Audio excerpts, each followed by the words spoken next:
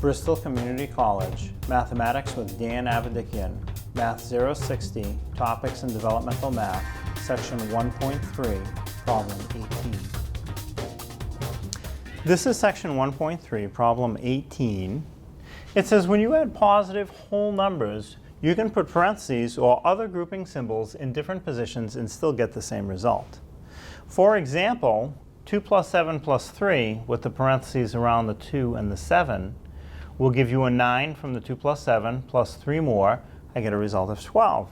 But now if I start with 2 plus 7 plus 3 again, but put the parentheses around the 7 and the 3, that becomes 2 plus 10. I want to do my work in parentheses first. 2 plus 10 is still 12. I get 12 either way, no matter how I place my parentheses or grouping symbols. So there's a name for this property. Which of the following options is the name for this property? Is it A, distributive property, B, commutative property, C, associative property, or D, reflexive property? Well, the name for the property is C, associative property.